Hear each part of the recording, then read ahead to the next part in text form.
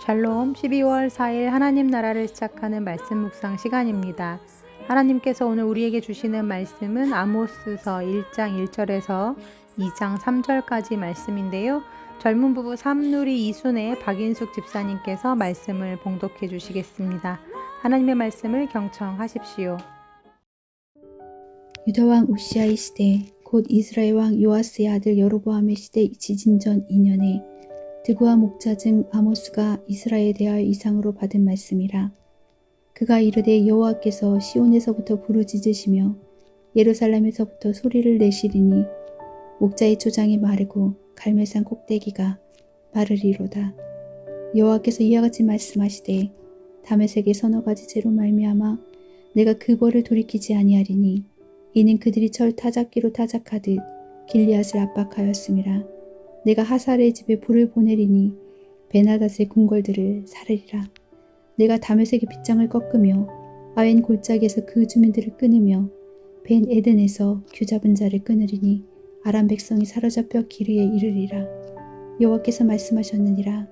여호와께서 이와 같이 말씀하시되 가사의 서너 가지 죄로 말미암아 내가 그 벌을 돌이키지 아니하리니 이는 그들이 모든 사로잡은 자를 끌어 에돔에 넘겼음이라. 내가 가사성에 불을 보내리니 그 궁궐들을 사르리라. 내가 또 아스돗에서 그 주민들과 아스글론에서 귤을 잡은 자를 끊고 또 손을 돌이켜 에그론을 치리니 블레셋에 남아있는 자가 멸망하리라. 주 여호와께서 말씀하셨느니라.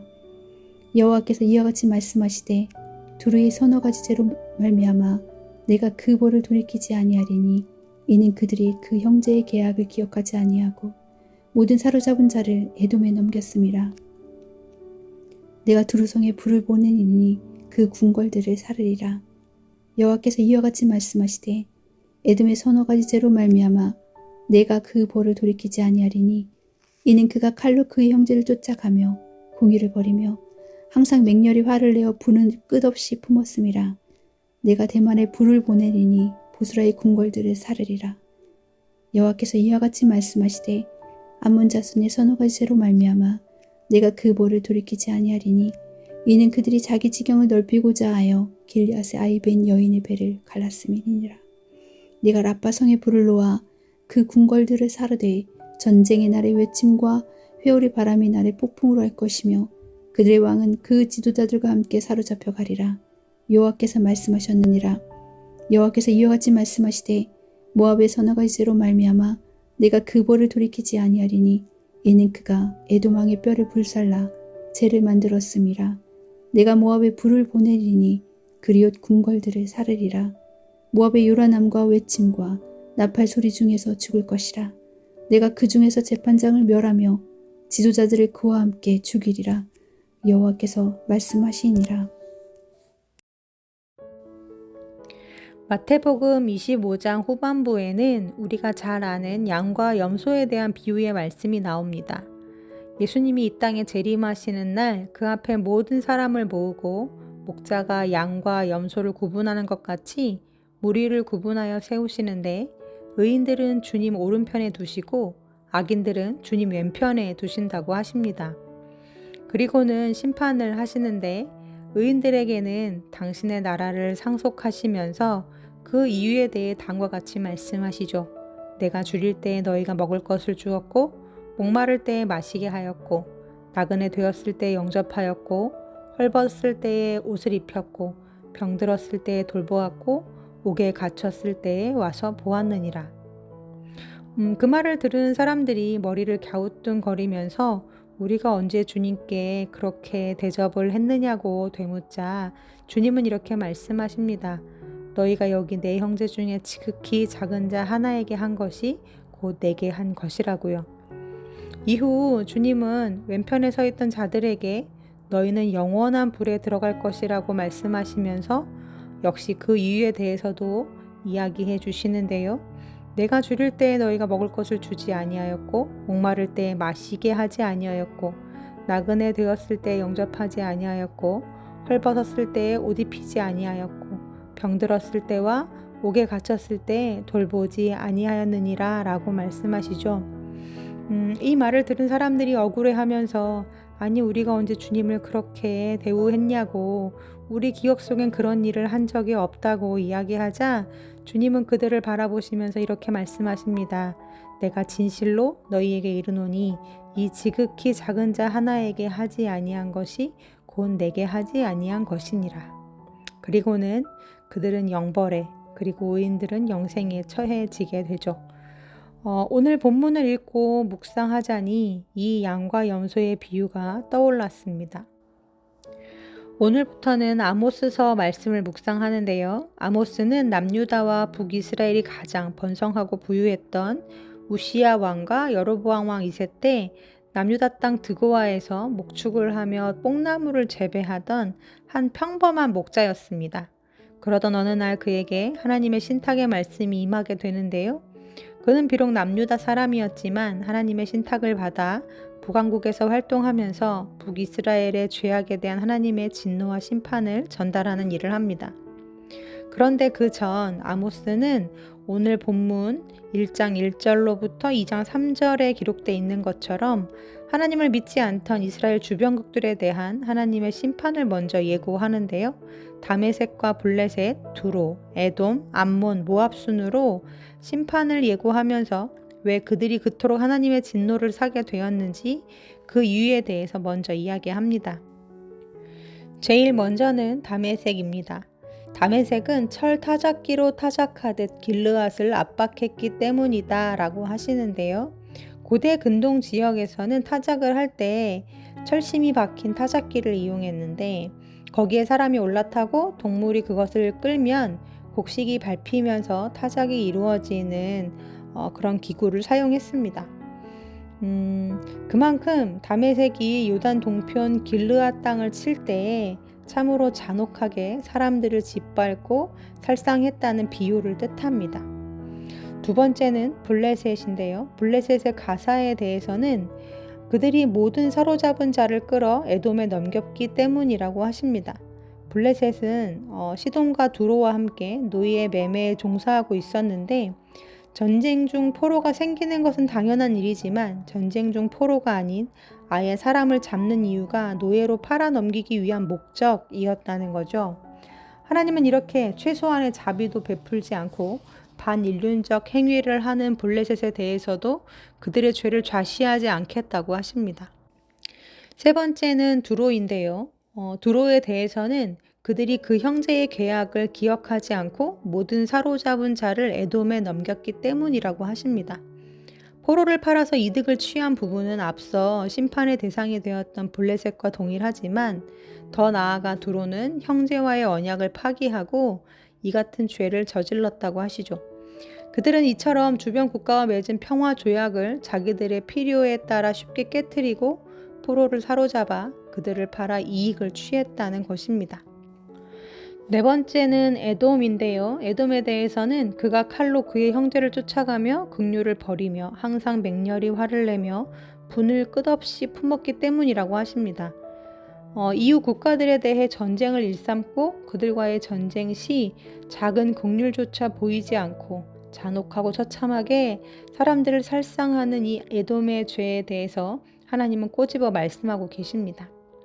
다섯 번째는 암몬인데요. 암몬의 심판 이유에 대해서는 그들이 자기 지경을 넓히고자 하여 길르앗의 아이벤 여인의 배를 갈랐기 때문이라고 하시죠. 이것은 그저 자기들의 탐욕을 채우기 위해 힘이 없는 연약한 자들을 짓밟고 저항할 수 없는 여자들의 자손까지 죽임으로써 적을 전멸하고자 하는 잔인한 행위였는데요. 너무도 잔혹하고 폭력적이며 탐욕스러운 그 암몬의 반인륜적 죄악을 하나님이 똑똑히 기억하시겠다고 하시죠. 마지막으로 여섯 번째는 모압입니다.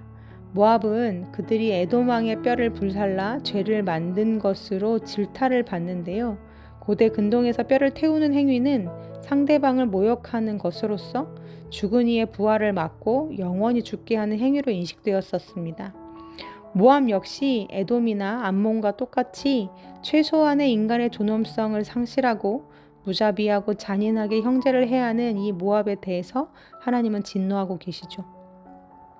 그리고 이 모든 말씀을 마치신 이후에 하나님께서는 이 나라들에 대한 심판을 돌이키지 않으시겠다고 반드시 심판하시되 내가 불을 보내고 내가 그 나라들의 왕들을 끊으며 반드시 멸망시키시겠다고 자기 이름을 걸고 선포하십니다. 오늘의 말씀을 읽고 묵상하다 보니 이들 나라들의 공통점과 하나님이 진노하시는 이유에 있어서 공통점이 있다는 걸 발견할 수 있었습니다. 즉 하나님은 하나님을 믿지 않는다는 벌로 이방 나라들을 심판하신 게 아니었다는 거죠. 왜 너 나를 섬기지 않았니? 왜 너 나를 예배하지 않았어? 라고 그들을 책망하신 게 아니었다라는 것입니다. 오히려 하나님은 그들의 이웃에 대해, 형제에 대해, 사람에 대해 함부로 그들을 취급하며 최소한의 생명에 대한 존중과 인간에 대한 존엄성을 잃어버린 그 나라들에 대해서 진노하셨습니다. 힘없는 나라를 침략하고 탈취하는가 하면 반인륜적 악행을 저지르고 생명과 인격을 한낱 물건처럼 대하며 잔혹한 폭력과 살상, 인권을 유린하는 한마디로 인간이기를 포기한 탐욕스럽고 오만한 자들에 대해 이제 내가 그들의 대적이 되고 보복자가 되겠다고 분노에 차서 말씀하십니다. 왜일까요? 하나님은 왜 이처럼 이러한 것들에 진노하시는 걸까요? 그것은 이 세상에 속한 모든 것이 다 하나님의 것이요 이 세상 모든 사람들이 다 하나님의 형상으로 빚어진 소중한 하나님의 자녀들이기 때문에 그렇습니다. 각 민족의 죄목은 다 다를지 몰라도 이들의 공통적인 죄는 모두 다 하나님의 권위에 대항하는 죄요 하나님의 것을 함부로 훼손하고 탈취한 죄였습니다. 사랑하는 우리 우신 성도님들, 그래서 우리는 바로 알아야 합니다. 예배하는 것 참 중요합니다. 하나님을 섬기는 것 중요합니다. 왜요? 하나님을 예배하고 하나님을 바르게 섬길 때 인간이 참 인간다워지고 그분의 빛으로 들어갈 때 하나님의 형상을 회복해 갈 수 있기 때문입니다. 그래서 신앙과 삶은 결코 별개가 될 수 없습니다. 약자라고 생각하기에, 내가 무시해도 되는 존재라고 생각하기에 혹 함부로 대하고 있는 사람들이 있지는 않습니까? 내 안에 있는 죄의 욕망과 탐욕으로 인해 하나님 앞에서 맺은 언약과 계약을 함부로 쉽게 파기하고 나의 책임과 의무를 저버린 적은 없으십니까? 나에게 있는 힘을 이용해 다른 사람들을 압제하고 힘을 함부로 행사해서 누군가를 참 억울하게 해본 적은 없으십니까? 예수 믿지 않는 자들도 그렇진 않을진데 예수 믿는 자로, 예배하는 자로, 하나님의 말씀을 듣고 그분을 아는 자로 살면서 전혀 신앙과는 별개의 삶을 살고 계신 분들은 혹 안 계실까요? 우리는 두려워해야 합니다. 우리의 모든 삶을 보시고 우리의 모든 행위를 기억하시는 그분을 두려워할 줄 알아야 합니다. 내 앞에 있는 그 안에, 내 옆에 있는 그 안에 하나님이 계십니다. 그가 하나님의 것이요 하나님이 나와 그 사람 사이에 계셔서 이후 우리를 선악간에 심판하실 것입니다. 신앙과 삶이, 주일과 평일이, 교회와 가정이 다르지 않기를 원합니다. 믿는 자들과 함께 할 때나 믿지 않는 자들과 함께 할 때나 보이는 곳에서나 보이지 않는 곳에서나 약한 자에게나 힘 있는 자에게나 또 어려울 때나 순탄할 때나 우리의 중심과 행위가, 우리의 신앙이 하나님 보시기에 동일하기를 원합니다. 그렇게 주님 오시는 마지막 날에 염소의 편이 아닌 양의 편에 다 함께 설 수 있는 우리 우신 가족들이 되기를 간절히 소망합니다. 아멘. 함께 기도하시겠습니다. 하나님, 사람이기에 연약하고 죄인이기에 완악할 수밖에 없지만 그래도 주님을 아는 자로, 주님을 믿는 자로, 주님을 예배하는 자로 믿지 않는 자들과는 무엇이 달라도 다름이 있기를 원합니다. 생명과 인격에 대한 존중과 말과 행실의 선함과 무엇보다 죄악과의 싸움이 있기를 원합니다. 구원을 향해 달려가면서 주인에 대한 경외함과 마지막 날에 대한 두려움을 잃지 않고 살게 하여 주옵소서. 사람과 사람 사이에 계신 하나님, 그 하나님을 볼 수 있는 그리스도인들이 되게 해주시고 예수 믿되 제대로 믿는 자들이 되게 하여 주옵소서. 그런 우리 우신 성도님들이 다 되게 하여 주옵소서. 예수님의 이름으로 기도합니다. 아멘. 말씀을 마쳤습니다. 이후로 감사 사연 시간에는 앞서 말씀을 봉독해 주신 박인숙 집사님께서 보내주신 사연을 소개해 드립니다. 제가 대신 읽어 드리겠습니다. 24년 마지막 달 12월입니다. 한 해를 돌아보니 감사한 일뿐입니다. 감사할 일이 너무 많지만 특별히 우신교회를 향해 감사의 마음을 전하고 싶습니다. 첫 번째는 순 식구들을 향한 감사입니다. 저는 사실 순모임을 비롯해 교회 행사에 적극적이지 않았습니다.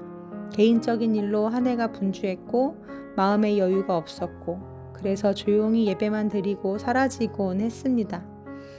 그래서 죄송한 마음이 있습니다. 저는 젊은 삼누리 이순에 속해 있습니다. 저희 순식구들은 섬세하고 따스한 분들로 아픔과 부족함을 진솔히 나누며 불편하지 않게 적당한 거리에서 바라봐주고 소란하지 않게 섬기며 기도하시는 분들이십니다.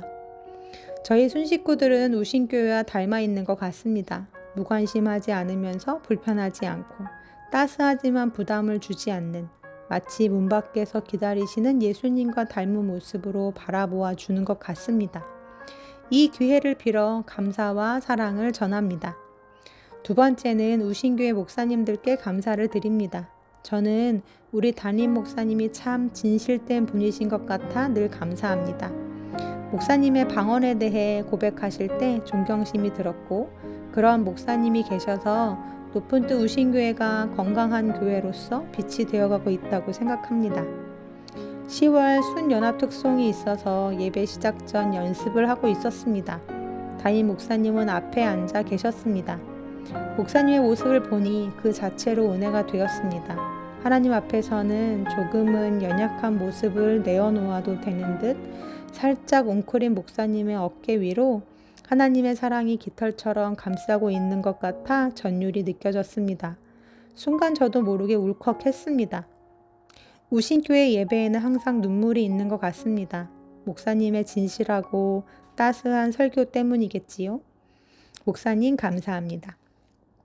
저희 순회는 박신내 목사님이 계시는데요. 박신내 목사님의 섬세하심이 배려와 사랑으로 나오시는 것 같아요. 당사자이신 목사님은 남의 아픔이 그대로 느껴지셔서 힘드시겠지만 많은 분들이 따스하심을 느끼실 것 같습니다. 남다른 감각과 센스와 공감하심이 감동을 줄 때가 많습니다. 그런 목사님이 계셔서 너무 감사합니다. 또한 저에게는 3명의 자녀가 있는데요. 모두 청년부가 되었습니다. 청년부 목사님이신 최정은 목사님께 맡겨놓고 저는 나 몰라라 하고 있습니다. 저의 자녀들은 외국에서 공부하고 있는데 출입국 날짜를 저보다 빠르게 알 정도로 아이들과 소통해 주시고 챙겨 주셔서 낯가림이 많은 아이들인데 잘 적응하는 것 같아 정말 감사합니다. 이 밖에도 장로님, 권사님 감사할 분들이 너무 많습니다. 쓰다 보니 저는 받기만 한 해였네요. 끝으로 이토록 사랑 많은 교회에 속하게 해주시고 그 사랑 느끼게 해주시는 하나님 아버지께 감사를 드립니다 하시면서 그 사랑이라는 찬양 추천해 주셨습니다. 집사님 보내주신 사연을 제 입으로 직접 읽으려니까 엄청 쑥스러웠습니다. 참 많이 부족하고 또 자괴감으로 바닥을 칠 때가 많이 있는데 우리 교육자들의 진심과 또 열심을 알아봐 주시는 집사님이 계셔서 참 위로가 되고 힘이 되었습니다. 서로 알아주는 우리 교회 성도님들이 계셔서 얼마나 행복한지 모릅니다. 우리 집사님 감사합니다. 서로 이렇게 감사한 마음을 표하며 서로를 더 깊이 알아주는 이 연말이 되면 좋겠습니다. 그럼 집사님께서 추천해 주신 찬양 그 사랑 함께 들으시면서 더 깊은 묵상 하시겠습니다.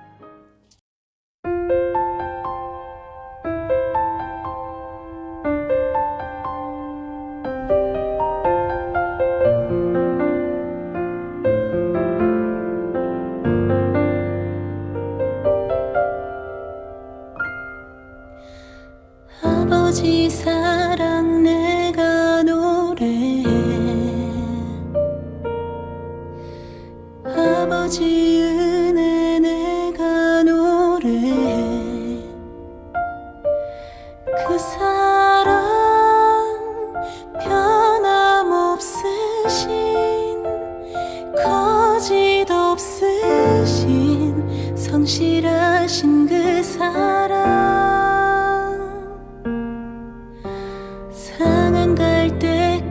보지 않으시는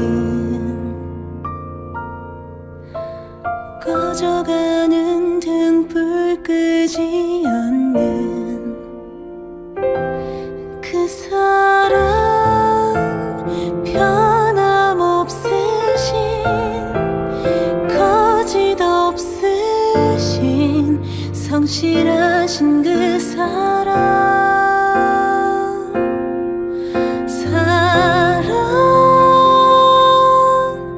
그 사랑 날 위해 죽으신 날 위해 다시 사신 예수 그리스도 다시 오실 그 사랑 죽음도